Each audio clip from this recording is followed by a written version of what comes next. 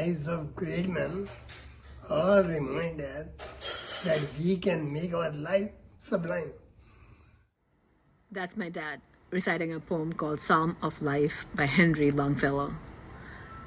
I used to have tea with him in the evening, and one of the days when I was having tea with him, he started reciting this poem out of nowhere. I was so surprised. I started laughing first, and I said, "Dad, what's that?" And he said, "This is a poem I read when I was really young." And I was really surprised because I never saw him reading anything in English literature or ever knowing really about English poetry. Also, my dad had dementia.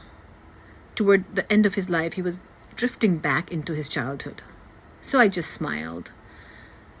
But then I Googled because I didn't know anything about this poem. And I didn't really think much of it until recently. This video popped up in my memories, and I went back again to reread the poem and really understand the meaning of the poem. Life is but an empty dream. For the soul is dead that slumbers, and things are not what they seem. Life is real, life is earnest, and the grave is not its goal. Dust thou art, to dust returnest, was not spoken of the soul. Not enjoyment and not sorrow is our destined end or way, but to act that each tomorrow finds us farther than today. The poem starts by rejecting the idea that life is just an empty dream. It insists that life is meaningful and that the soul is alive and active. The poem tells us that life is serious and real, that our ultimate goal is not just to end in grave. Instead, it emphasizes that our action today should move us forward, making us better each day. Long and time is fleeting, and our hearts, though stout and brave, still like muffled drums are beating, funeral marches to the grave. In the world's broad field of battle, in the bivouac of life, be not like dun-driven cattle, be a hero in the strife.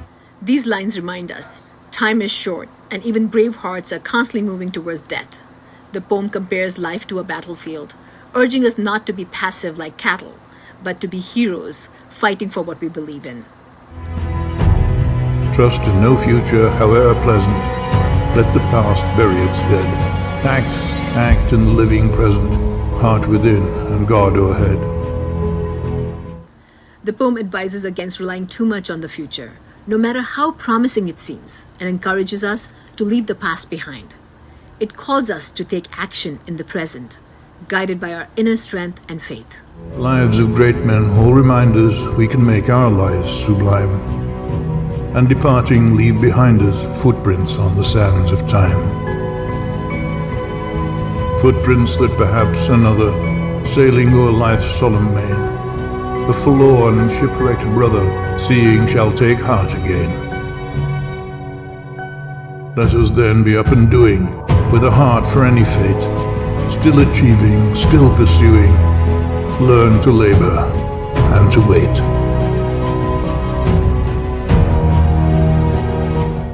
Like my dad said, lives of great men all remind us we can make our lives sublime. Finally, the poem reflects on how the lives of great people inspire us to strive for greatness in ourselves. It encourages us to leave a positive impact like footprints that others can follow and to find hope in.